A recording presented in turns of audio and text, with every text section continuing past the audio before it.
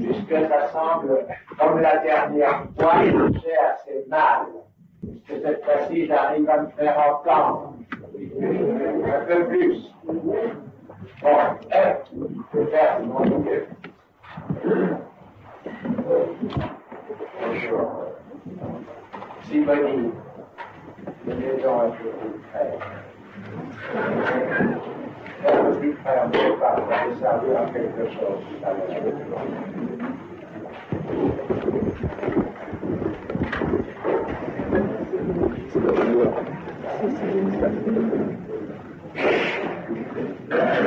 Alors, en tenant compte de ce que j'appelais tout à l'heure, le mixage, les communications qui ont pu se faire entre mon public ici et celui de Sainte-Anne, je suppose que maintenant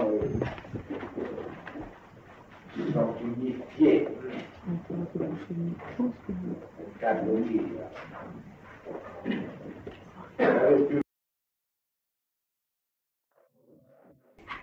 Un jour ici,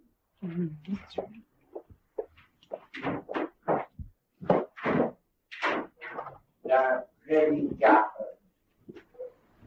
formé à votre usage, nommément lumière.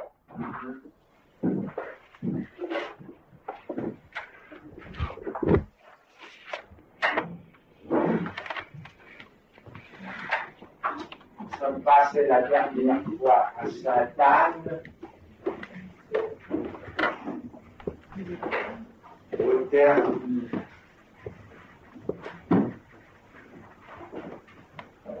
d'une autre facture qui se prendrait du terme de la forme unie.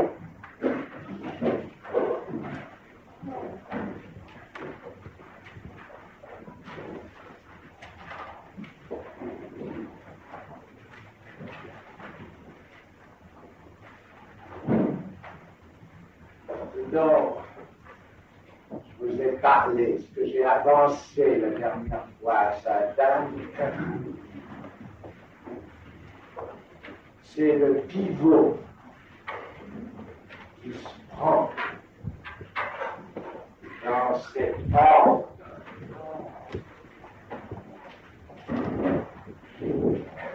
qui se fonde et défonde. Fondez-le, ce soit fondé, fondu. Qu'est-ce qu'il y a? Ça siffle. Qu'est-ce qu'il y a? Il vaut mieux arrêter le micro. Il faut arrêter le micro parce que ça siffle. Ça siffle. Le micro siffle.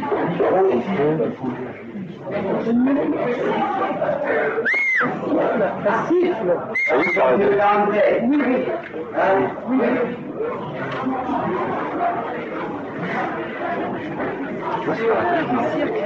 Oui. C'est pour la technique. Ah, je vais se faire chier à la transcription.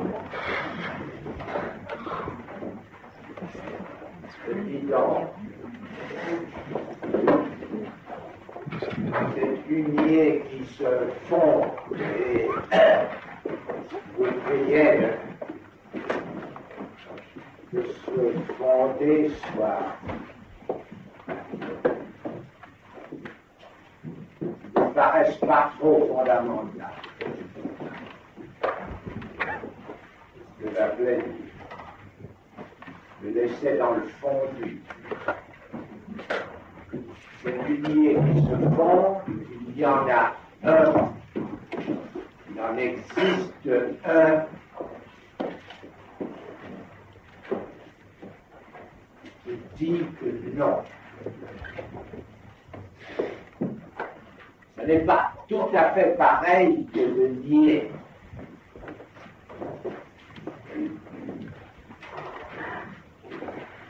Mais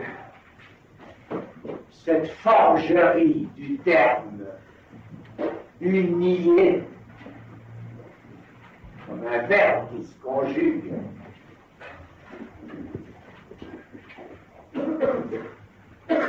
et d'où nous pourrions avancer, en somme, pour ce qu'il en est de la fonction. De la fonction représentée dans l'analyse par le mythe du père, P-R. Il unit, U-N-E.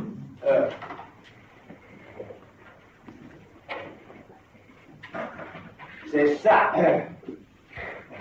ceux qui ont pu réussir à entendre à travers le pétard, le point sur lequel j'aimerais, je parle aujourd'hui,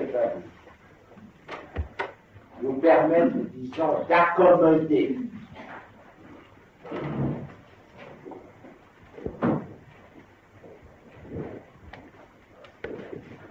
le Père unique, donc.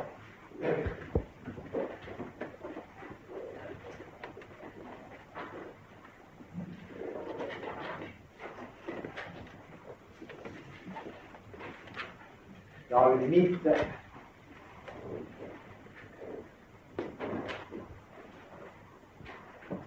il a ce corps-là des toutes les femmes. C'est là, si l'on suit les instructions quantiques, QANTQES,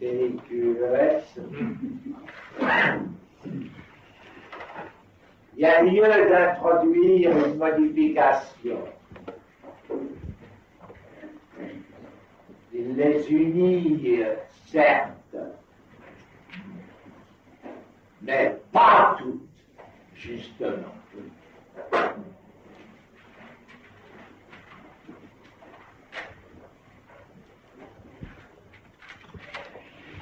Ici, touche à la fois, ce n'est pas mon truc à dire, à savoir la parenté de la logique et du mythe,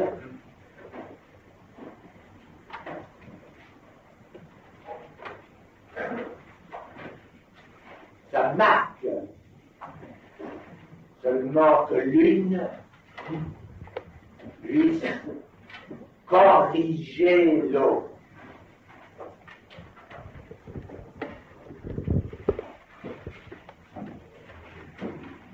Ça, c'est du travail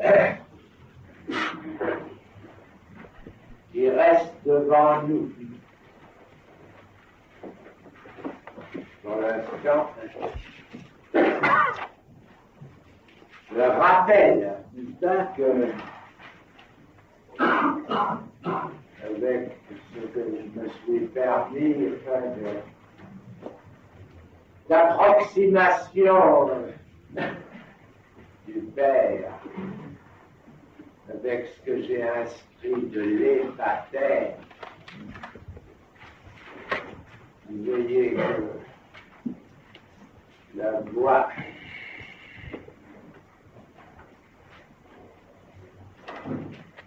qui conjoint à l'occasion le mythe avec la dérision ne nous est pas étrangère.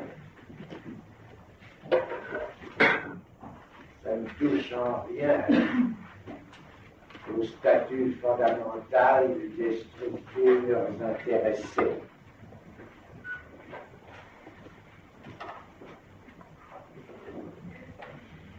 c'est amusant, enfin, comme ça, il y a des gens qui découvrent sur le tard. Je peux bien dire, enfin, de ma place, que c'est un peu général pour l'instant. Toute cette effervescence, n'est-ce pas, cette turbulence qui se produit pour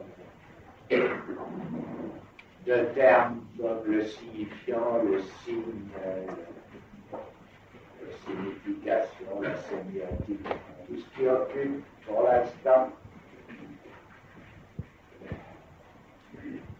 le ventre, la scène.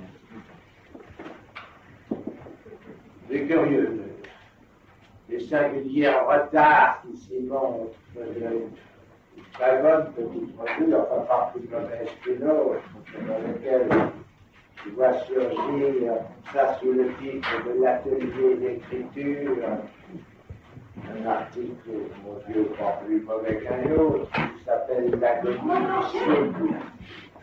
Vous entendez? Il s'appelle L'agonie du cygne. C'est toujours très touchant, l'agonie.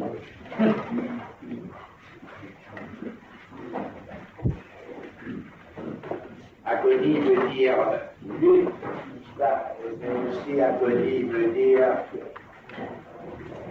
qu'on est en train de tourner l'œil. Alors l'agonie du cygne, ça fait pathétique. Je préférais en fait que je parle pathétique que tout cela tourne mal.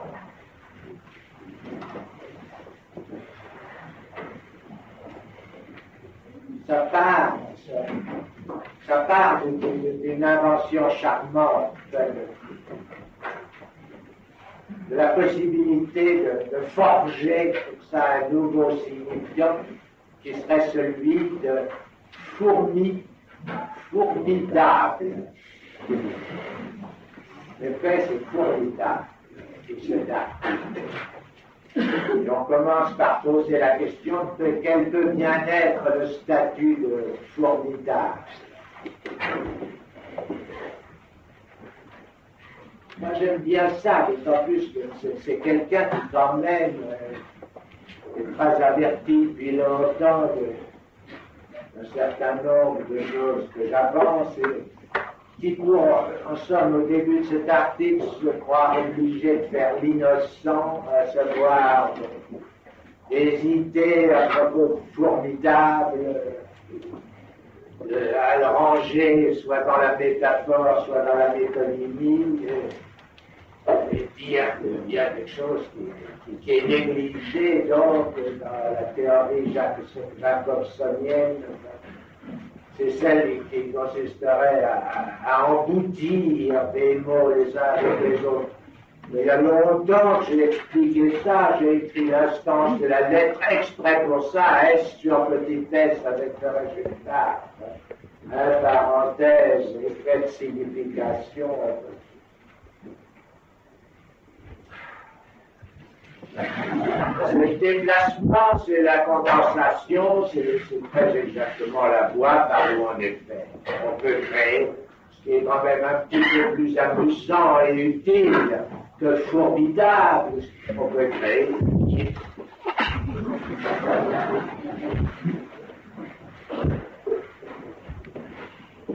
Puis ça sert à quelque chose. Ça sert à vous expliquer que par une autre voie, n'est-ce pas, ce que j'ai tout à fait renoncé à aborder par celle du nom du Père.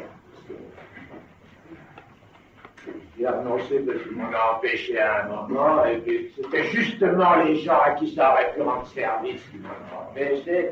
Ça rend service dans leur intimité personnelle. C'est des gens particulièrement impliqués du côté des noms du Père. Il y a une clique très spéciale dans le monde, comme ça, épinglée, une tradition religieuse. C'est eux que ça aurait aéré. Je ne vois pas pourquoi me dévouerait spécialement à ceux-là. Alors j'explique l'histoire.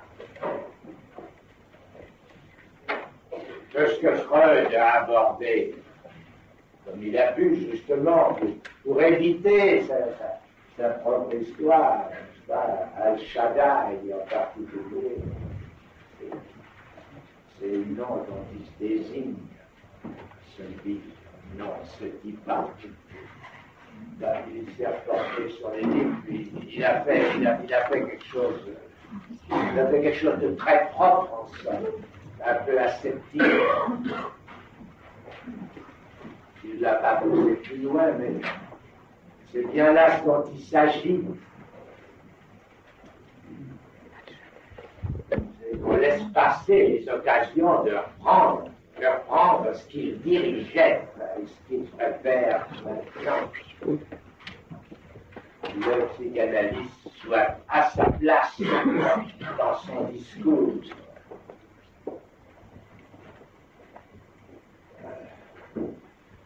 Sa chance est passée, je l'ai déjà dit, une sorte dans l'avion là qui promenait, je ne sais où, qui promenait Milan, qui revient hier soir. Bon, je ne vais pas apporter du truc, c'est vraiment très bien. C'est dans l'avion, dans un truc qui s'appelle Atlas et qui est distribué à tous les voyageurs par la compagnie Air France.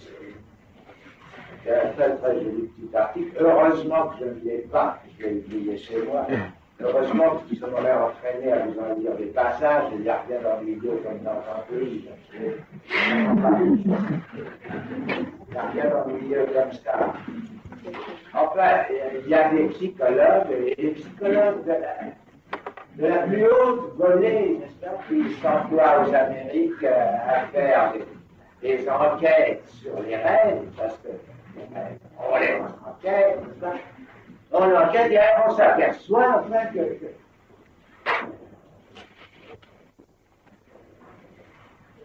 que c'est très rare les rêves sexuels. Les rêves de tous ces gens-là, les rêves de sport, les rêves de papillage, les rêves de chute. Enfin, il n'y a pas une majorité écrasante.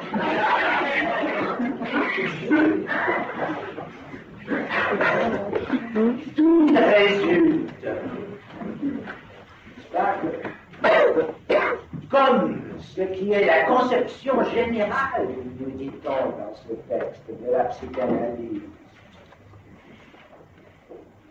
c'est de croire que les rêves sont sexuels. Eh bien, le grand public qui justement est fait de la diffusion psychanalytique, aussi vous êtes un grand public. Le grand public, naturellement, va être défrisé, et tout le soufflet va tomber comme ça, et aplatir dans le fond de la casserole.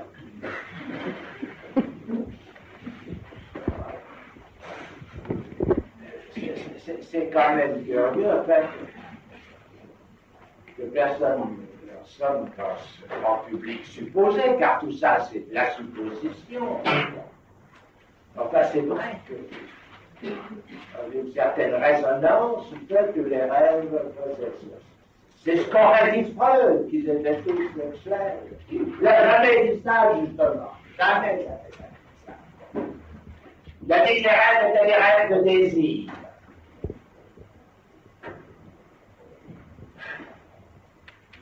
J'avais dit que c'était des désirs sexuels.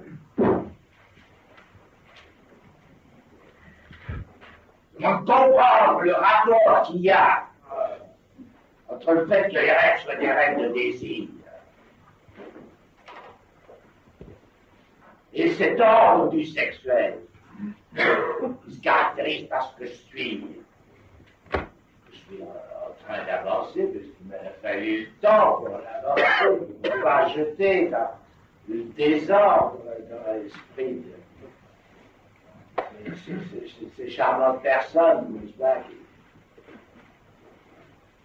en fait, qu'au bout de 10 ans que je leur racontais des trucs, Il songeait qu'à une chose, entrer dans le sein de l'international psychanalytique.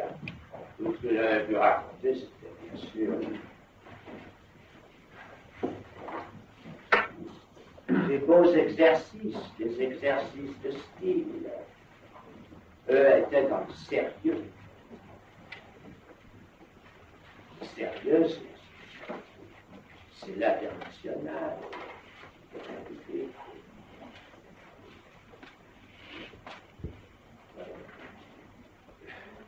Ce qui fait que maintenant, je peux avancer et qu'on l'entende.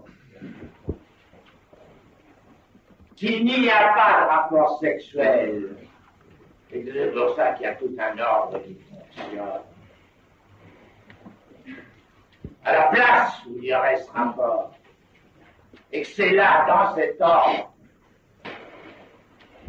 que quelque chose est conséquent comme effet de langage, à savoir le désir.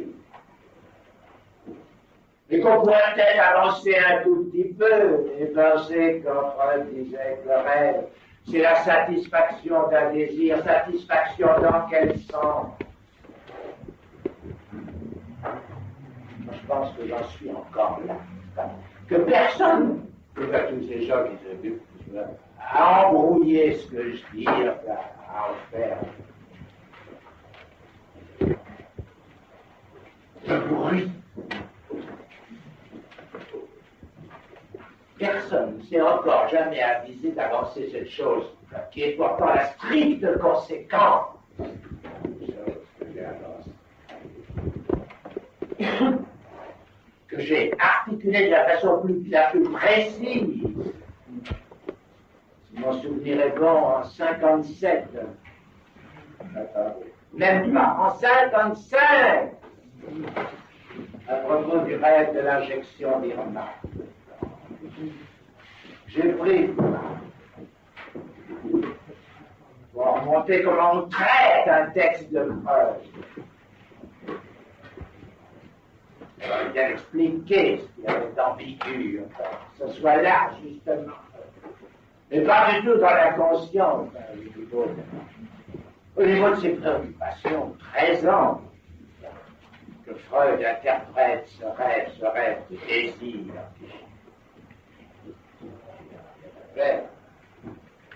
Sexuel, même s'il y a toutes les applications de transfert qui lui conviennent. Le terme d'immixtion des sujets, je l'ai avancé en 55, vous vous rendez compte, 17 ans. Hein. Puis il est clair que je crois que je le publie pour ça. Si je ne l'ai pas publié, c'est que j'étais absolument écœuré de la façon dont ça avait pris dans un certain livre sorti sous le titre d'auto-analyse. C'était mon texte. En y remettant de façon à ce que personne n'y comprenne rien. Qu'est-ce que ça fait un rêve? Ça ne satisfait pas le désir. Pour des raisons mentales que je ne vais pas me mettre à développer aujourd'hui, parce que ça vaut 4 ou 5 séminaires.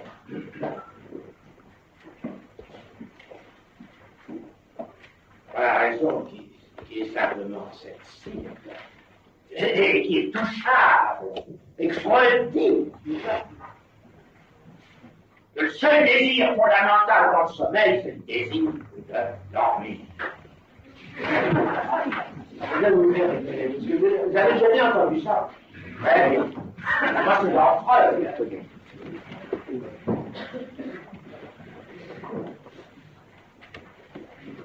Comment est-ce qu'il n'est... Ça ne vient pas tout de suite à votre jugeote. En quoi ça consiste dedans?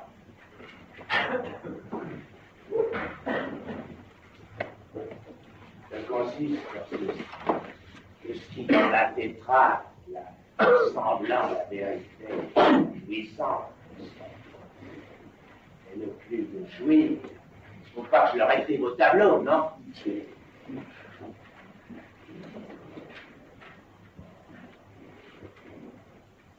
s'agit de suspendre.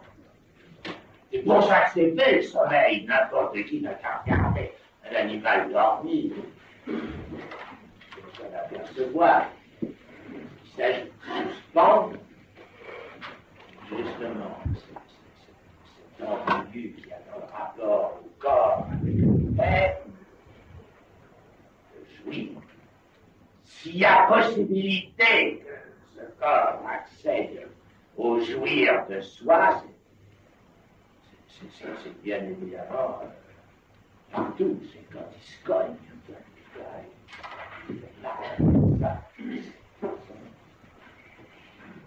Alors l'homme a là de petites portes d'entrée, non pas les autres. Il peut en faire un but. Tout un temps qu'il dort, c'est fini. Il s'agit justement de ce corps, il s'enroule, il se met en boule, dormir, c'est pas être dérangé. La jouissance, quand même, c'est dérangeant. Finalement, on le dérange. Enfin, tant qu'il dort, il peut espérer ne pas être dérangé. C'est pour ça qu'à partir de là, tout le reste est perdu. Il n'est plus question non plus de semblant. De vérité, puisque tout ça, ça se tient. C'est la même chose. Il n'y a plus de...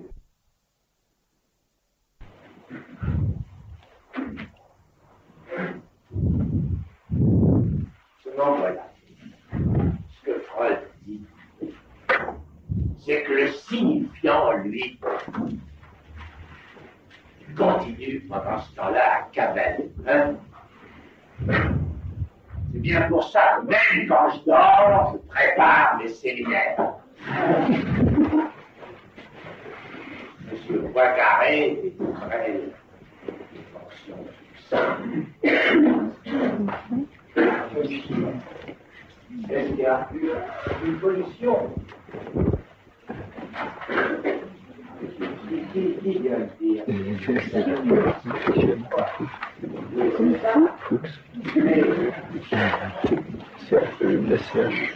Le étanchement. Ce terme vous fait particulièrement intelligent.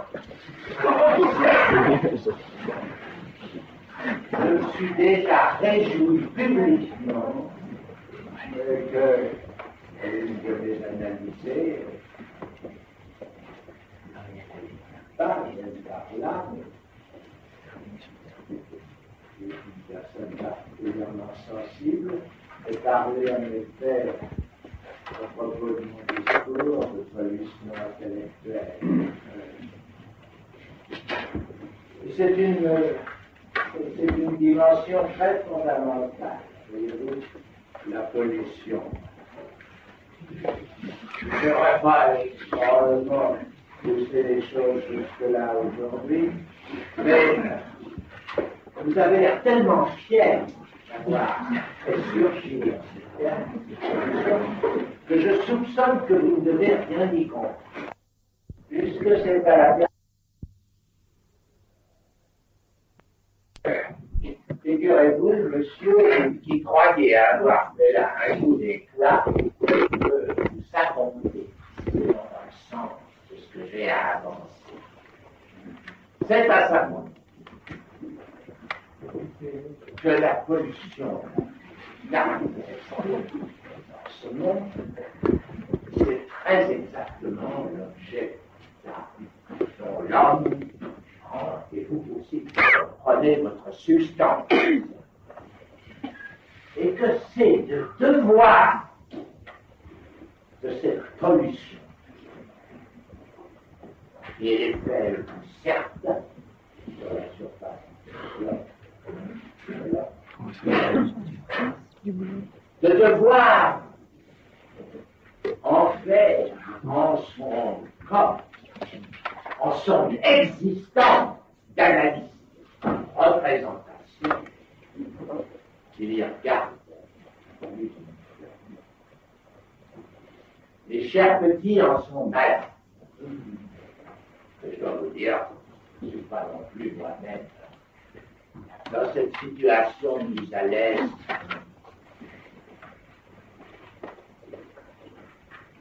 Ce que j'essaie de leur démontrer, c'est que ce n'est pas tout à fait impossible de le faire un peu décemment. Grâce à la logique, j'arrive alors, si vous voulez bien se laisser tenter et leur rendre supportable cette position qu'ils occupent en tant que petit âme dans le discours analytique, leur permettre de concevoir que c'est évidemment pas peu de choses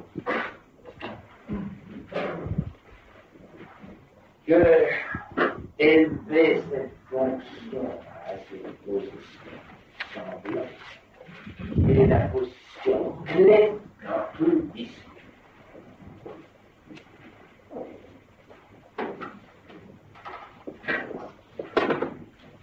C'est déjà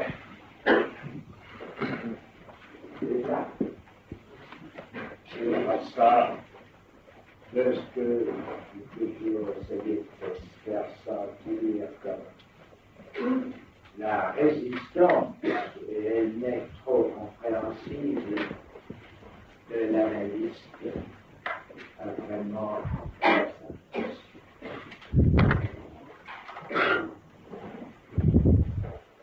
pour avoir la position du semblant soit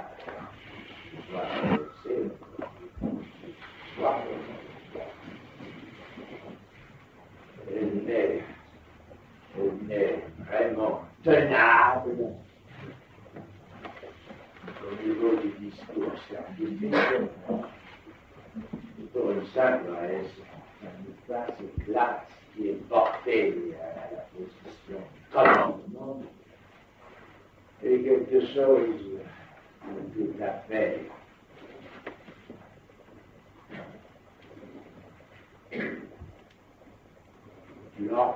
réel.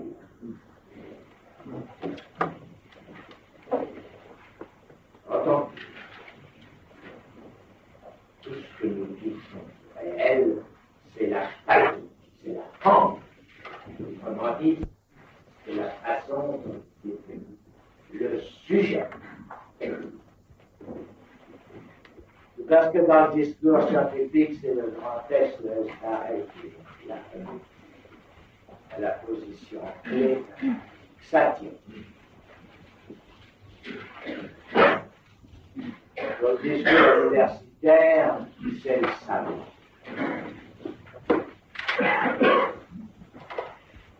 La difficulté est encore plus grande.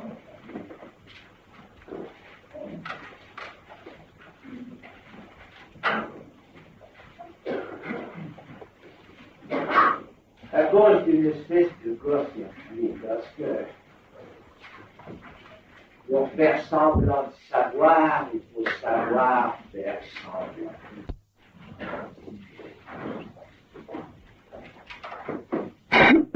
Et ça s'use vite. C'est bien pour ça que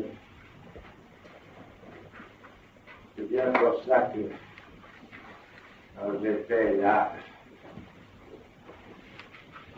d'où je reviens, comme je vous l'ai dit tout à l'heure, à savoir à Milan, que j'avais une assistance évidemment beaucoup moins nombreuse que la vôtre, mettons le cas, mais qui avait là beaucoup de jeunes, beaucoup de ces jeunes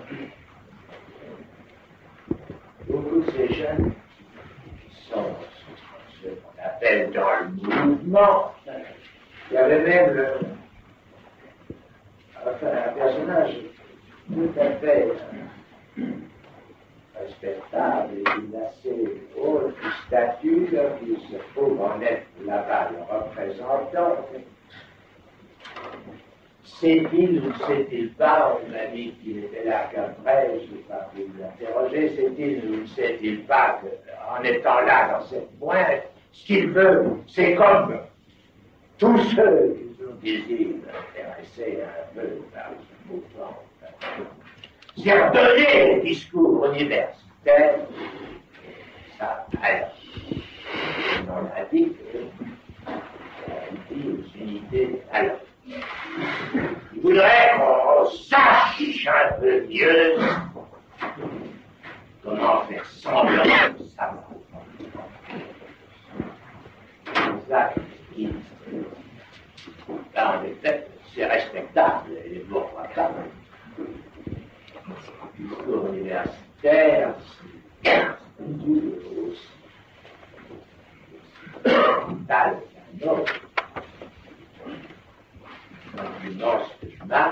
c'est pas le même, parce que c'est vrai, ça est pas le même. Là, c'est du semblant. Et alors, c'est comme ça que c'est terminé là-bas. Mon Dieu, comment faire avec un auditoire nouveau, surtout, s'il peut confondre? Je vais essayer de vous expliquer un tout petit peu, comme ça, quelle était ma place, mon histoire. J'ai commencé par dire que mes écrits, enfin, c'était la publication, peut-être pas que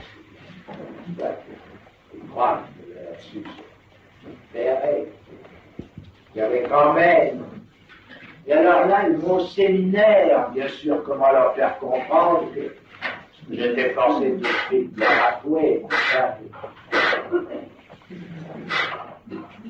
Le séminaire, c'est pas un séminaire, c'est que je dévoile tout seul, depuis des années. Mais qu'il y avait eu autrefois un temps où ça méritait son nom. Il y avait des gens qui intervenaient. Alors c'est ça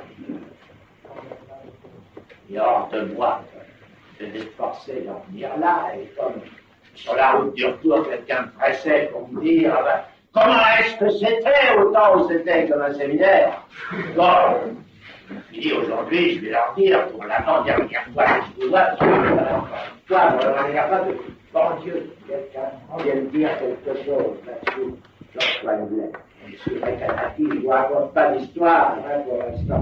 Je ne fais pas semblant de faire surgir du plan d'une intervention. Et simplement, j'ai reçu une lettre qui était d'ailleurs une réponse à une des miennes. Monsieur Recanati qui est là, qui m'a prouvé à ma grande surprise qu'il avait entendu quelque chose de ce que j'ai dit cette année. Alors je vais lui passer la parole parce qu'il a une parole que je voudrais croire encore avec ce que j'ai essayé avec la théorie des ensembles, notamment, n'est-ce pas, et avec les mathématiques, qui va vous dire laquelle. C'est nous, extraordinaire. Moi, je ne marche pas, mais vous allez faire comme moi. Vous allez très souvent.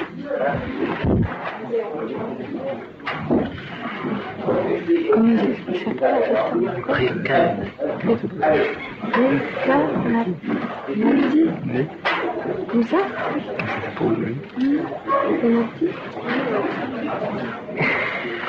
Quand le docteur Lacroix vient de faire allusion, était en fait un simple quelques remarques de commentaires sur 3 textes de Peirce que je lui ai remis, non pas tant qu'il ne les connut pas, évidemment, mais parce que ces textes, justement, différaient de ceux à quoi il avait pu, par ailleurs, faire référence. Il s'agissait d'une part de textes de cosmologie, et d'autre part de textes ayant rapport à la mathématique. Je vais tout d'abord préciser un peu la teneur de ces 3 textes, avant d'en venir à la manière dont je pourrais en parler. Quant à la mathématique, Peirce donne une critique des définitions qu'il connaît des ensembles continus. Il examine 3 définitions, nommément celle d'Aristote, celle de Kant, celle de Cantor, il critique toutes, et en fonction d'un critère unique. Le critère, c'est qu'il voudrait que dans chaque définition soit marqué le phénomène de la définition. Puisque dit-il, à définir un ensemble continu, on n'est pas sans le déterminer d'une certaine manière, et ceci est important pour le résultat de la définition. Le processus même de la définition doit être marqué quelque part, comme tel. Quant à la cosmologie, Peirce parle d'un problème à peu près similaire, d'une préoccupation similaire, à propos du problème de la genèse de l'univers. Son problème, c'est celui de l'avant et de l'après. On peut accéder à ce qu'il y avait avant en faisant la simple opération analytique qui consiste à retirer à ce qu'il y a eu après tout ce qui fait le caractère de cet après. Puisqu'on a pu tirer par là qu'un après rasuré, et que précisément, c'est sur le mode de cette rature que se constitue l'après, qui ne diffère que par une inscription précise, ici sur le mode de la rature, que de l'avant. Autrement dit, l'avant est en quelque sorte un après, plutôt l'après est un avant inscrit, et on ne pourra absolument pas déduire l'avant de l'après, parce que l'avant qui est inscrit dans l'après, c'est précisément l'après, et en ce sens, ça ne peut rien avoir avec l'avant, dont le propre justement de notre pas de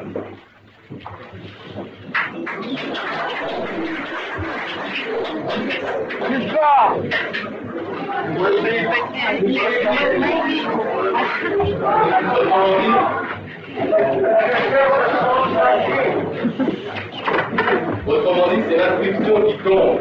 On peut dire que l'avant, ça n'est rien, c'est ce que dit Peirce quand il parle de la genèse de l'univers.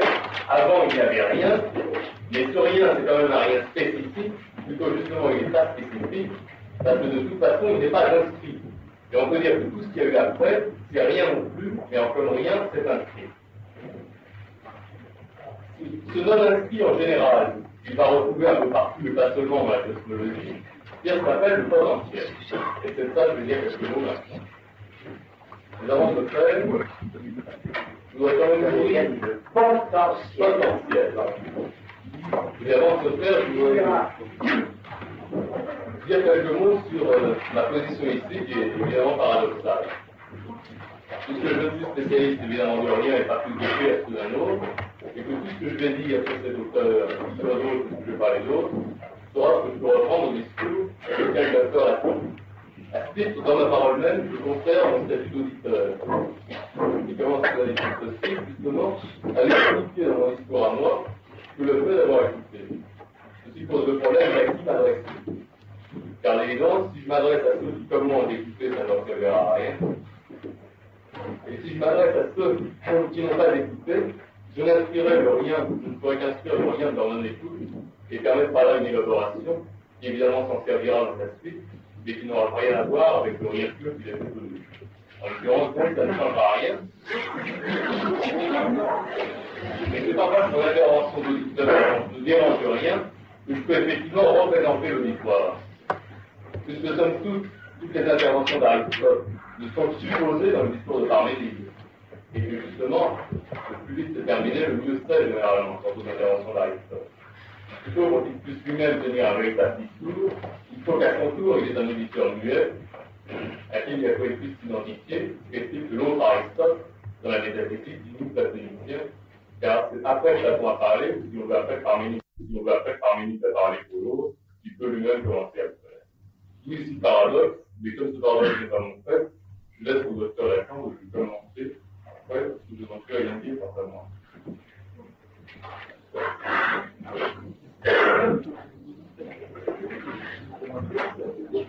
On ne peut pas dire opposer le vide, le zéro, au quelque chose. Car le zéro est quelque chose, c'est bien connu.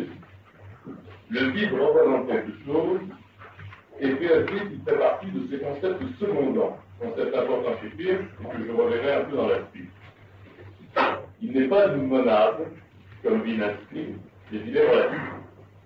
En effet, si l'on pose ce vide, on inscrit. En l'occurrence, l'inscription de l'ensemble vide peut donner ceci.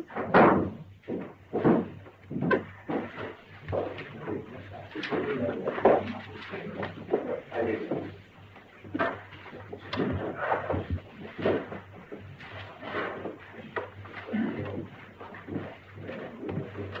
Ceci se reconnaît pour être l'ensemble vide, considéré comme un élément de l'ensemble des parties de l'ensemble vide.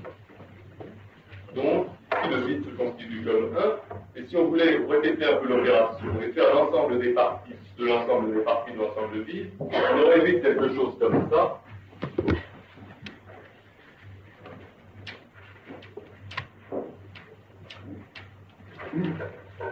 Ce qui donne à peu près ça. Et ceci se reconnaît pour pouvoir très bien représenter le 2. Aussi bien ceci peut-il représenter le 1. C'est par là qu'on est amené à refaire cette remarque. Que bien sûr c'est la répétition d'une inexistence qui peut fonder bien des choses, et notamment la suite des entités en l'occurrence. Mais ce qui intéresse Peirce dans cette remarque, c'est que ce qui se fait, ce n'est pas l'inexistence comme telle, plutôt pas exactement, c'est l'instruction d'une existence. En tant que l'inexistence se marque de cette instruction. Et c'est ce qui développe à bien dire prise dans plusieurs textes, et je vais en parler. On rejoint là son propos mathématique. Quand on veut, dit-il, définir un système où cette inexistence est répétée, il faut préciser et la répéter comme inscrite. Mais au départ, il y a une inscription d'une existence. Et ceci est très important pour la logique. Le canteur universel, tout seul, ne saurait rien définir. Le canteur universel, pour Peirce, c'est quelque chose de secondant, aussi paradoxal que ça paraît, comme il dit, il est relatif à quelque chose. Ce qui fonde ce canteur, c'est la néantisation préalable et inscrite des variables qu'il contredit. Ainsi, d'un point de vue purement méthodologique, Peirce s'attaque à Cantor. Cantorateur, parce que sa définition du continu renvoie nommément à tous les points de l'ensemble. Peirce précise qu'il faut faire varier la définition d'un point de vue logique. Une ligne ovale n'est continue que parce qu'il est impossible de nier qu'au moins un de ces points doit être vrai ou une fonction qui ne caractérise absolument pas l'ensemble. Par exemple, quand il s'agit de passer de l'extérieur à l'intérieur, il faut nécessairement passer par un des points du globe. Ici, dans l'exemple d'une approche latérale, on ne peut pas poser comme ça le canton universel, il faut passer par une session préalable et qui passe elle-même par une condition préalable. La négation ici est elle-même érigée en condition. Et l'ensemble des ensembles pertinents de cette condition, en l'occurrence, dans le livre où il est impossible de nier, etc., est l'ensemble vide qui inscrit la négation comme impossible.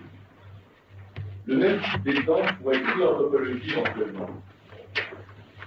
Si l'on écoutait Peirce, le théorème des points fixes devrait s'énoncer comme suit. Je vais l'écrire.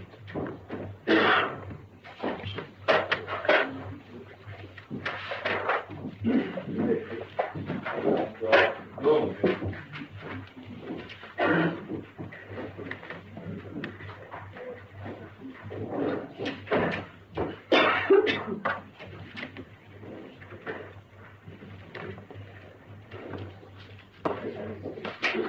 il est impossible de nier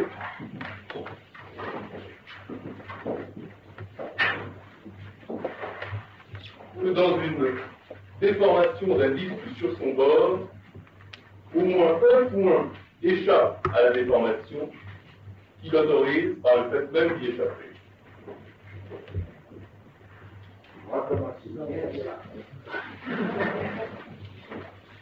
Le théorème des points fixes, si on le prend par exemple pour quelque chose comme un disque, il s'agit en quelque sorte, de déformer de manière continue un disque sur son bord.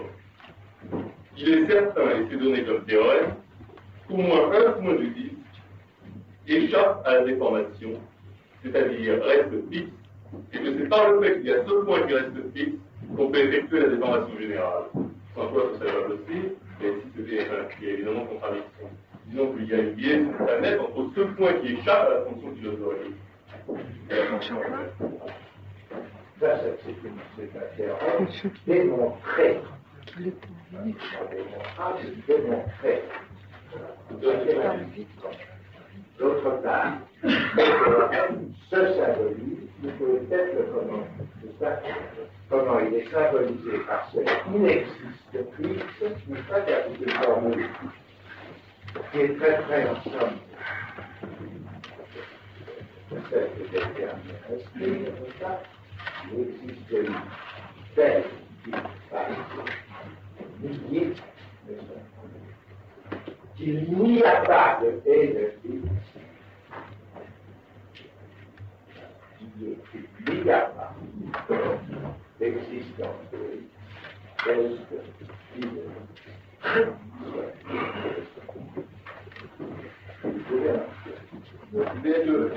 c'est bien une double négation, certes, mais les deux négations ne sont pas équivalentes, ce n'est pas exactement les mêmes. Et d'autre part, surtout cette double négation, dans la mesure où elle est inscrite, parce qu'on voit tout, ce n'est pas la même chose que d'affirmer simplement. On aurait pu affirmer, là c'est pour ça que je cite au début la critique du temps universel en quelque sorte comme donnée comme ça. S'il est produit d'une double négation, cette première négation d'abord est forte sur une négation érigée comme condition. Par exemple, les points ne restent pas fixes, eh bien il y a un point qui justement échappe à cette condition. Et à ce titre-là, la nécessité d'avant tout les inscrire, c'est pourquoi je disais là. Et il faudrait marquer peut-être d'une manière spécifique ce que j'ai dit être une impossibilité. Mais en même temps, ici, c'est simplement l'ensemble vide posé comme seul ensemble fonctionnant pour la fonction de la négation.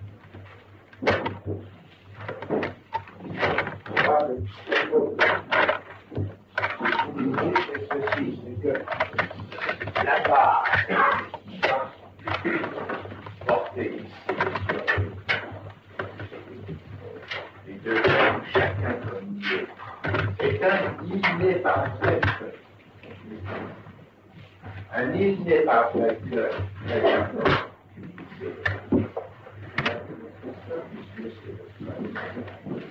C'est ce à quoi nous fait la démonstration de la contradiction.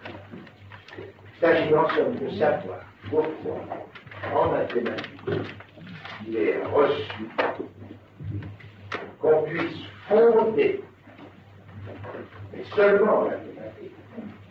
Parce que partout ailleurs, comment pourriez-vous fonder quoi que ce soit d'affirmable sur un millier par grec? C'est bien là. Pourquoi l'objection vient dans l'intérieur des mathématiques à l'usage de la démonstration d'intuition. La question est de savoir, c'est comment, en mathématiques, la démonstration par l'absurde peut fonder quelque chose qui se démontre en effet comme tel. C'est là que se spécifie le domaine propre des mathématiques. Alors, sous cette une n'est pas vrai que vous avez donné le statut à la base négative qui est celle qu'on juge en un point de schéma, pour dire que ça c'est une négation. Il n'existe pas de X qui satisfasse à ceci qui est nié. Dans les termes de Peirce, cette part-là est expliquée en premier, qui est la première inscription. L'attribut le potentiel, et ça je vais y revenir dans le cours, parce que c'est un concept qui est finalement assez élaboré, c'est le champ d'inscription des possibilités, mais avant des impossibilités non inscrites encore. C'est le champ des impossibilités possibles. Et dans ce champ, quelqu'un vient le subvertir, quelque chose vient le subvertir par ce trait, en quelque sorte, qui est ici impossibilité, qui est une espèce de coupure qui est faite à l'intérieur d'un domaine qui auparavant était en quelque sorte unique. Et c'est pour ça que je dis que c'est pour inscrire la première impossibilité d'abord, ça détermine tout. Et ensuite, éventuellement, la négation et toute cette spécification-là continue à déterminer, mais c'est déjà à l'intérieur de l'impossible. Deux champs. Il y a d'une part le champ du potentiel, qui est le l'élément du pur zéro, on pourrait dire du pur vide, ça y reviendrait. Et d'autre part, les impossibles, qui sont ceux qui naissent du potentiel, mais pour s'y opposer très nettement, Et dans à l'intérieur des impossibles, on peut dire des choses comme ça. C'est-à-dire, il n'existe pas X tel que non phi de X. Il existe X tel que non phi de X. Mais il fait une opposition de ces deux champs comme fondamentalement opposants. L'un étant l'élément du plus 0, l'autre étant l'élément, je dirais, du zéro de répétition. Et c'est là-dessus que je dois arriver. Vous admettez, par exemple, que je pensais pour ce que vous avez dit, en disant que le potentiel égale le champ des possibilités comme déterminant la réalité. Comme déterminant, et je précise tout de suite, il a dit, c'est ce champ des possibilités qui détermine la possible. Mais pas au sens de Hegel, il faut faire attention d'ici lui-même, ça détermine non pas nécessairement, mais potentiellement. C'est-à-dire qu'on ne peut pas dire nécessairement ça devait arriver. On remarque que c'est arrivé, on sait que c'est ce potentiel qui a déterminé cet impossible. Mais non pas nécessairement, c'est d'accord. Donc c'est exactement ce que je voulais dire. Il y a peut-être de transcrire comme ça, n'est-ce pas? Donc c'est avec une sorte de considération que Peirce construit le concept de potentiel. C'est donc le lieu où s'inscrivent les impossibilités et la possibilité générale des impossibilités non effectuées, c'est-à-dire non inscrites. C'est le champ des possibilités comme déterminant l'impossible. Mais il ne comporte, ce que je viens de dire, par rapport aux instructions qui s'y produisent, aucune nécessité, ce qui signifie notamment, pour un problème mathématique, que du 2, on ne peut pas rendre compte rationnellement au sens de Hegel, c'est-à-dire nécessairement. Le 2 est venu, on peut dire d'où il est venu. On peut simplement le mettre en rapport avec le 0, avec ce qui passe entre le 0 et le 1, mais de dire pourquoi il est venu, impossible. Le potentiel permet certes de définir le paradoxe continu. Et ça, c'est dans un texte de Frege, je cite ça, mais en fait, je ne l'ai pas regardé bien fait, je ne le développerai pas. Si un point d'un ensemble continu potentiel se voit conférer une détermination précise, une inscription, une existence réelle, alors la continuité elle-même est rompue. Et ceci, c'était intéressant, non pas du point de vue du continu, mais du point de vue du potentiel. Le potentiel existe vraiment comme un potentiel. Et dès lors qu'il s'inscrit d'une manière ou d'une autre, il n'est évidemment plus potentiel, c'est-à-dire qu'il est lui-même produit d'un atelier qui est lui-même. Là, quand on...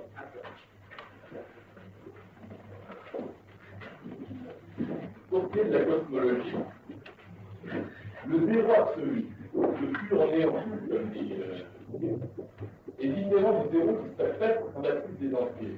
Il n'est autre, le zéro qui s'appelle dans la suite des entiers, que l'ordre en général du temps qui reviendrait, tandis que le zéro absolu à apporter ça aux entiers, on n'a jamais cherché chez eux à tout préparer comme ça. En comprenant ces deux dimensions, l'une potentielle, l'autre, si on veut, temporelle, plutôt une dimension du zéro absolu et une dimension du zéro de répétition, c'est par exemple dès le début de l'époque empirique. Et puis là-dessus, je voudrais faire un petit mot pour montrer comment on peut le dégager. Dites-le bien, Tony Truel. Avant de... Je fais ça, et après j'en viens à la sémiotique de Peirce en rapport avec tout ça. Les objets de la psychologie empirique, c'est un premier point qu'on a fait exprès à chaque fois d'évacuer, c'est les signes, il n'y a rien d'autre, c'est le système des signes.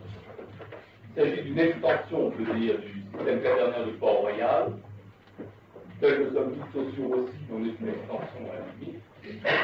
Parlez plus fort. La chose, oui, la chose comme chose et comme représentation, le signe comme chose et comme signe, l'objet du signe comme signe, étant la chose comme représentation. C'est la même chose que les sociaux le disaient, mais je ne le développerai pas. Le signe comme concept qui est comme image existante. Seulement, on a évacué avec la scolastique le problème en général de la chose en soi, et on a même été jusqu'à voir dans le monde, et ça avec toutes les théories qui sont un livre du monde, le signe est la pensée. D'ailleurs, on a abouti à quelque chose comme ça, le monde comme représentation, en tant que monde le connaît comme représentation, remplace la chose dans le système quaternaire du signe, et la pensée du monde en général remplace la représentation. Si tu dois mettre face à face, pensée du monde, monde de pensée.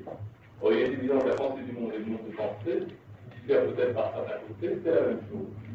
Alors, il y a un problème pour le système quaternaire, parce qu'il y a une vérité irréductible dans le système quaternaire. Il faut soit l'abandonner, soit le changer.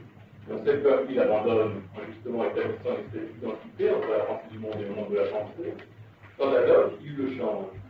Ce qu'il dit, c'est, et je m'excuse de m'absenter un peu sur cette introduction, Ce qu'il dit, c'est que les représentations, les idées ne représentent pas les choses, elles se représentent en fait. Ainsi, les idées les plus complexes représentent les plus simples. Il y a des facultés, par exemple, de représentation des idées entre elles, et c'est ça développé, il y a toute une utopie, qui est à peu près, pour mon avis, une hiérarchie des idées et des facultés. Mais ce sur quoi je voudrais justement appuyer un peu, et qui n'est pas, et qui est ce qui n'a pas été remarqué chez Locke, et qui est quelque chose dans le plus intéressant, puisque ça permet qu'on dialogue et que qu'on dialogue par la précède en quelque sorte, c'est qu'il y a une autre faculté pour Locke, qui permet tout ça. Parce que comment ça se passe? Ça fonctionne tout seul, apparemment. Il faut quelque chose pour que ça fonctionne tout seul. Et il y a une nouvelle faculté, une nouvelle opération, qu'il appelle, et qu'on n'a jamais repéré, parce que ce n'est pas dans les petites classifications, elle est toujours dans les notes. Observation, l'observation, qui est quelque chose qui fonctionne tout seul, qui marche à tous les niveaux, qui se retrouve partout, et qui est aussi imparfait à tous les éléments. Quelque chose d'assez incompréhensible, et qui est à la fois le processus de la transformation, et le milieu, l'élément général du transformé. C'est à la fois le milieu, par cette observation en quelque sorte, une idée simple se transforme en image d'elle-même, c'est-à-dire en idée complexe, puisque son objectivité est placée à ses côtés dans l'idée. Mais dans cette idée générale, par où elle est transformée, il y a une inscription, il y a comme notation l'inscription de sa transformation. C'est-à-dire l'idée, une fois qu'elle est transformée, c'est en quelque sorte qu'elle est inscrite. C'est dans ça qu'elle devient une idée complexe et non plus une idée simple. Alors tout le problème à cet endroit, c'est qu'est-ce qui rend ça possible? Soit qu'est-ce qu'il y avait au départ, qu'est-ce qui se transforme au départ, à partir de quoi on transforme pour obtenir la première chose, qu'est-ce qui est l'avant-premier, en quelque sorte, et Locke le pose dans ces termes, quand il parle de sensation originaire, d'une réflexion originaire. Une réflexion originaire, qu'est-ce qui reste? Soit pré-originaire, soit quel est le pré-originaire, soit qu'est-ce qui permet, à proprement parler, qu'est-ce qui permet cette faculté. Et là, il y a Condillac qui prend la relève. Sa méthode est absolument exemplaire. Il va cerner de quelque chose qu'il a vu chez Locke, de quelque chose d'inatteignable en lui donnant un nom, en le faisant fonctionner comme une inconnue dans une équation. Et par la suite, quand des auteurs ont pu critiquer Condillac, ils ont dit que son système n'était pas du tout justement de la psychologie, c'était de la logique profondément. Il avait fait un système logique, un système où il n'y avait pas de contenu, etc. Et justement, c'est là l'intérêt de Condillac. Et notamment cette sensation, dont il dit que tout dérive, au moins dans un de ses traités majeurs, cette sensation-là, finalement, n'est rien. À aucun moment il la définit précisément. Au contraire, tout le développement qu'il en donne, tout ce qu'il montre en dérivé, est une espèce de contribution à sa définition.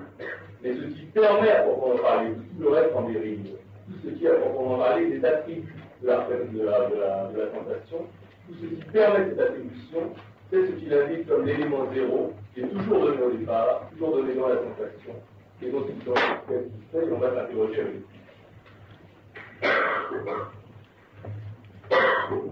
Il va caractériser, pour essayer d'atteindre cet élément irréductible, tout ce qui se passe avec l'aide de cet élément, mais avec plus que cet élément. C'est-à-dire un moment cognitif, tout ce qui se passe dans l'entendement, avec ça on va pouvoir arriver à voir ce qui compte véritablement l'originalité de la sensation, si tant est que c'est de la sensation qui dérive tout ce qui se passe dans l'entendement. Or, le propre de l'entendement, dit-il, et ce dans son premier essai, j'insiste, parce qu'il y a une petite divergence après, il s'est éloigné de cette idée qui était évidemment son originalité la plus grande. Le propre de l'entendement, c'est l'ordre. C'est la liaison en général, liaison comme liaison des idées, liaison des signes, liaison des besoins. En fait, c'est toujours une liaison des signes, c'est toujours la même chose. Chez l'homme, l'ordre fonctionne tout seul, et j'en explique un peu. Tandis que chez les êtres, il faut qu'on mette l'ordre en branle, une impulsion extérieure ponctuelle. Et qu'on y a précis, entre les hommes et les bêtes, et c'est une assez belle pratique, entre les hommes et les bêtes, il y a les imbéciles et les fous. Les uns n'arrivent pas à accrocher l'ordre, il s'agit des imbéciles, qui systématiquement ils n'arrivent pas à accrocher l'ordre. Et les autres n'arrivent plus à s'en détacher. Eux, ils sont complètement noyés dans l'ordre, ils n'arrivent plus à prendre de distance, ils n'arrivent plus à s'en détacher. L'ordre, en général, c'est ce qui permet de passer d'un style à l'autre. C'est la possibilité d'avoir une idée de la frontière entre deux signes. Et Condillac a une conception du signe comme étant toujours un propre, toujours une métaphore, et il le dit nommément cette fois dans un cours d'études, où il fait la théologie des propres, reprenant peut-être, je n'en suis pas sûr, les termes du quotidien. Toujours est-il que pour lui, un signe, c'est ce qui vient remplir l'intervalle entre deux autres signes. Dans ce sens, dans un signe, qu'est-ce qui est considéré? Ce sont les deux autres signes limitrophes, au moins deux qui sont considérés, mais pas comme signes en tant qu'ils vont entraîner une représentation, du point de vue de leur bord à eux, c'est-à-dire du point de vue formel. Et il précise donc que ça ne peut pas être, quand on parle de représentation uniquement des signes, puisqu'il dit qu'il n'y a pas de représentation formelle, il n'y a pas de représentation abstraite, il y a toujours une représentation qui représente une représentation. C'est-à-dire qu'il y a toujours une médiatisation de la représentation du signe, mais jamais une immédiatisation du contenu, par exemple. Je l'ai dit lui-même, l'image d'une perception, la répétition de sa répétition à destination, c'est la même chose. On ne peut pas différencier une perception et son image. Et pareil, il y a toute la théorie antérieure. Donc là, c'est ce que le signe représente, en tant que le signe substantifie un intervalle entre deux signes. Seulement les signes en général sont censés, par toutes les théories empiriques qu'on dit là, représenter quelque chose. Et ça lui fait évidemment problème, par exemple, c'est particulier. Comment se fait la liaison entre le signe formel et sa référence en général? Cette liaison elle-même, qui sont liées pour s'en débarrasser, elle dérive de l'inconnu, elle dérive de la sensation. Alors, l'inconnu est déjà une relation entre le signe comme événement et le signe comme inscription de l'événement. Et ça, c'est pas qu'on dit activité, puis il laisse entendre. C'est des types de pratiques, sont des gestes qui affirment ça comme ça, et c'est pas grave. Et même de Guirand, si lui était élève, il est que j'avais commencé à écrire tout au long des trucs que certains étaient copiés, donc directement dénoncé de reproduire parce que même de Guirand lui-même discute des esprits de pratique. De d'abord nourrir une différence entre l'événement et l'inscription de l'événement. Et on voit qu'il va le niveau de toute sa théorie. Pourquoi? Dit-il, un perpétuel décalage, il y a un perpétuel décalage entre l'inscription et l'événement. Ce décalage, dit M. Guirand, vient du décalage de l'être parlant, et je ne présente pas, entre le sujet dénoncé et le sujet de dénonciation. C'est dans les fondements de la psychologie de M. Guirand, où il montre à peu près que à se représenter le moi, dans toute représentation, il y a déjà un moi, on peut dire qu'à ce moment-là, il y en a deux. Et on essaie de représenter le moi, ça dit automatiquement qu'il y en a deux, ça immédiatement il y en a deux. C'est-à-dire qu'immédiatement, il n'y en a jamais un. Il n'y en a jamais un immédiatement.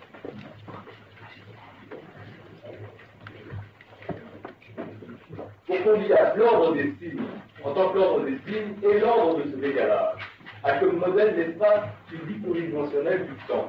Et je ne m'étale pas là. Le temps, on peut dire que ce n'est la répétition infinie des ponctualités. La ponctualité comme temps zéro. Mais le même problème que plus haut se pose, ce n'est pas la même ponctualité, celle qui se répète dans le temps et celle dont le temps est issu. La ponctualité zéro, celle dont le temps est issu, la ponctualité zéro comme transparence précisément entre l'inscription et l'événement. La ponctualité qui s'appelle dans le temps, toujours pour qu'on y a, est relativisée à être considérée dans le temps comme cette ponctualité-là, présente, passée ou à venir. Elle aussi est considérée du point de vue de ses bords, du point de vue de sa frontière.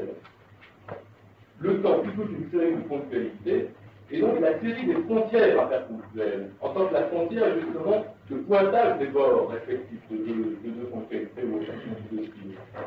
Il y a donc la même différence entre la ponctualité absolue et du temps, qu'entre l'ensemble vide et l'ensemble de ses parties.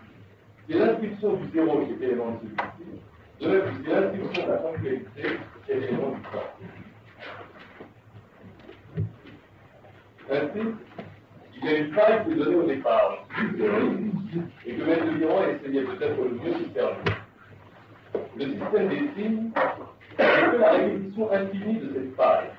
En tant que telle, cette faille, et ça se répète dans tous les esprits des empiriques, elle sort de l'expérience et de l'investigation de leur école.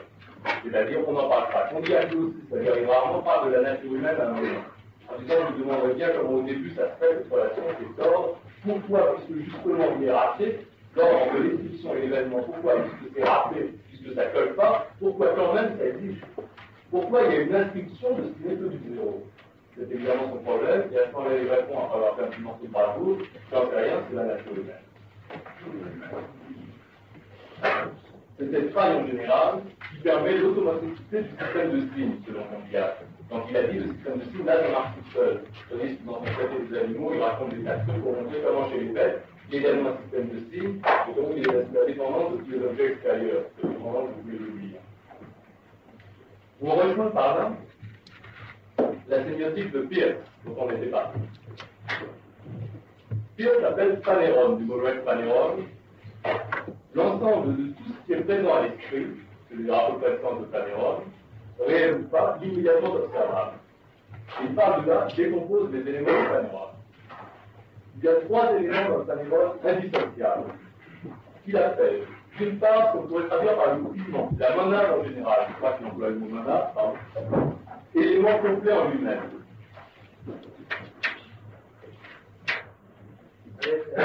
D'autre part, le second dent, forme statique, opposition, tension statique entre deux éléments, c'est-à-dire que chaque élément immédiatement évoque cet autre avec quoi il est en relation.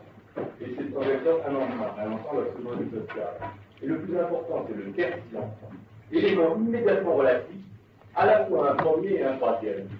Et Peirce précise, toute continuité, tout procès en général, relève de la ternarité. À partir de là, à partir de cette conception de la ternarité, qu'on peut dériver de cette théorie astronomique qu'il a produit au début de sa vie dans sa page dans 10 mots. First astronomer. Donc à partir de cette ternarité, il construit une logique qui se spécifie en sémiotique, l'objet de sémiotique, la sémiotique elle-même se spécifiant à un certain niveau comme rhétorique. Et ça, c'est important pour faire. Tout tient dans sa définition du signe en général, le signe il appelle Robenontamen. Je suis désolé de citer.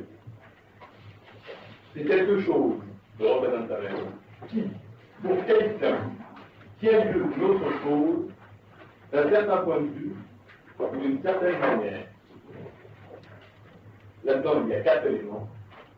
Pour quelqu'un, et le premier, et je vais l'écrire, cela signifie que le signe fait dans l'esprit du destinataire un signe plus équivalent, ou même plus développé. Le deuxième point découle de celui-là. La réception du signe est donc un deuxième signe, fonctionnant comme interprétant. Troisièmement, la chose dont le signe tient lieu est dite son objet. C'est ces trois éléments-là qui seront les trois sommets du triangle sémiotique. Le quatrième terme, qui vient, est plus discret mais non moins intéressant.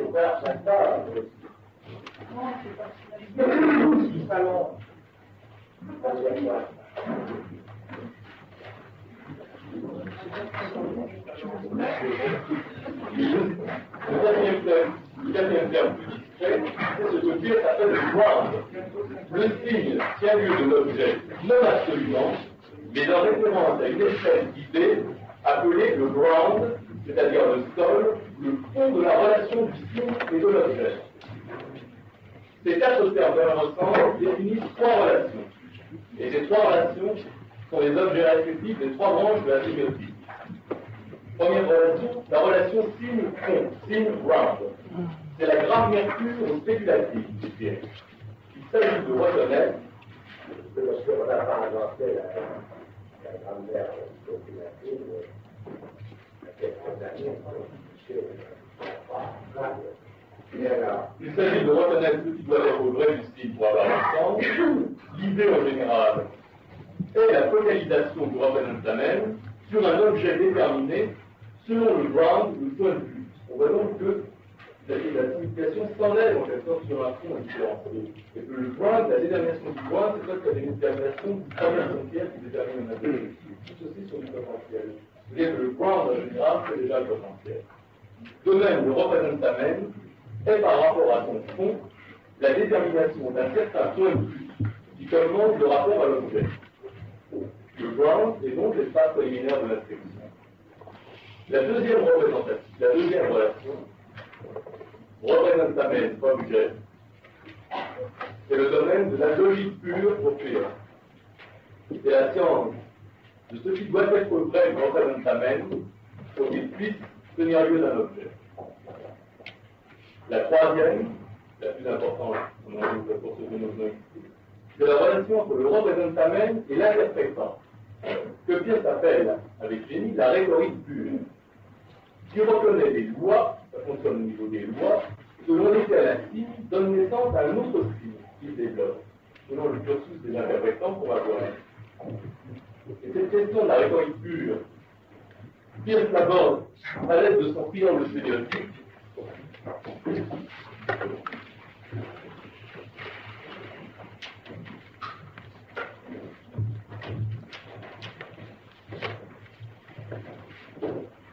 Représente la même, interprétant, objet.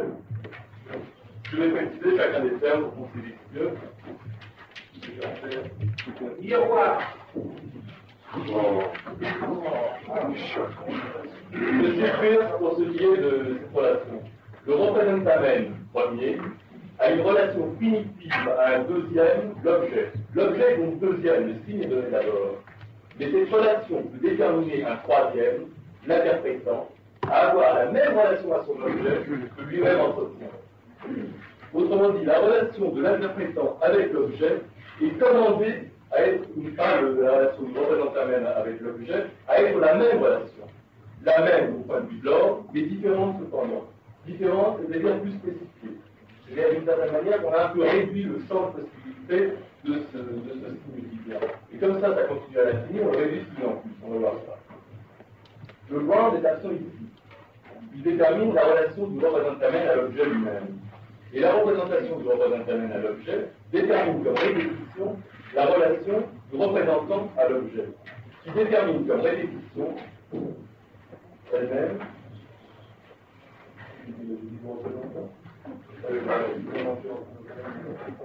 donc, le représentamen objet détermine interprétant objet.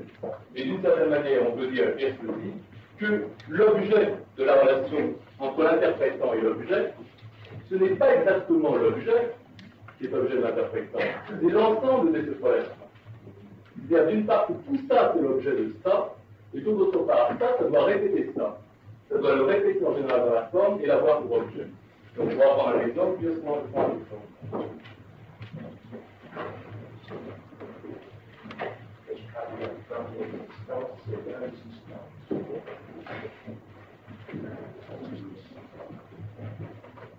Alors, tout le problème, c'est le début. C'est ce qui se passe entre le représentamen et l'objet.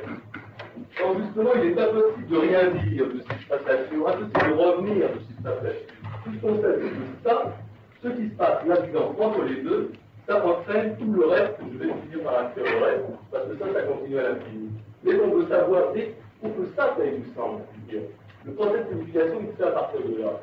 Pour que ça ait du sens, d'une manière ou d'une autre, il faut nécessairement que, du rapport, si on prend l'objet en tant que justice, et si on prend le représentamen comme étant balance, il faut justement que cette relation-là, qui reçoit vos rien, elle soit interprétée par ces interprétants.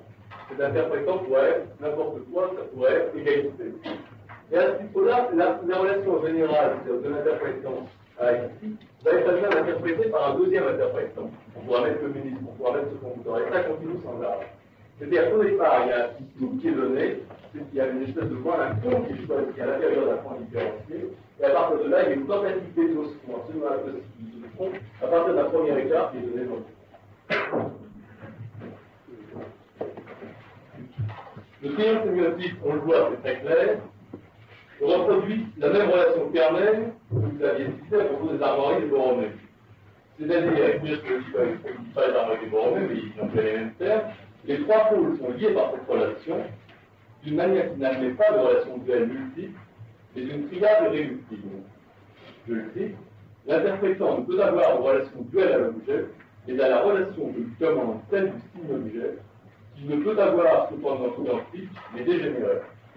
La relation signe-objet sera le propre objet de l'interprétant comme signe. Donc le triangle se développe en chaîne comme interprétation interminable et le mot de Peirce, qui va nous prendre la fiche interprétation interminable de l'expression.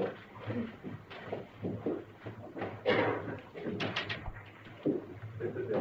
C'est-à-dire qu'à chaque fois, c'est ce qu'on pourra appeler, du moins quand on est ambiguë, qui est pris comme objet de nouvelles interprétants à chaque fois. Ceci qui est là pour étudier en quelque sorte, se doit affirmer comme objet ensuite pour le nouvel interprétant. Et ce triangle continue à l'étudier. Donc, on a des traits, un mot de faire, un mot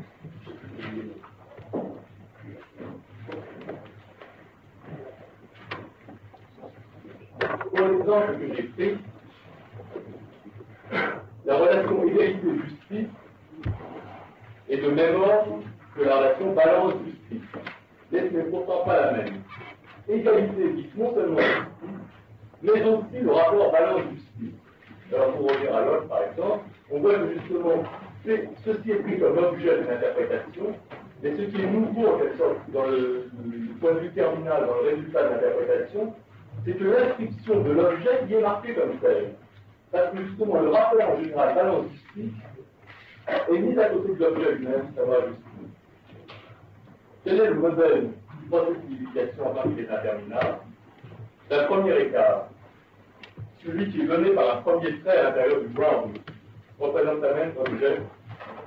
C'est un premier écart n'est qu'une série d'autres, et l'élément pur de cet écart était ce ground analogue au 0.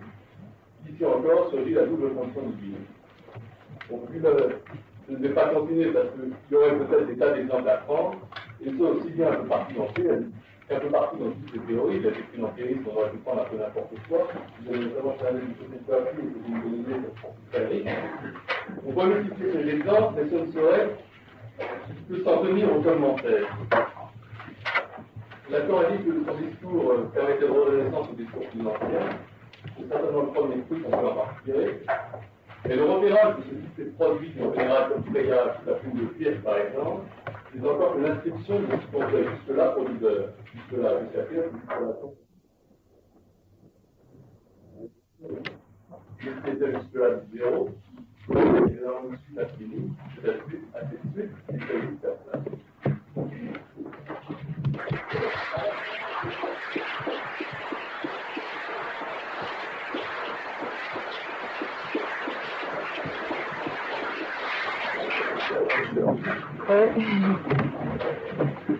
Voilà, la commission silence aurait besoin d'obtenir une réponse.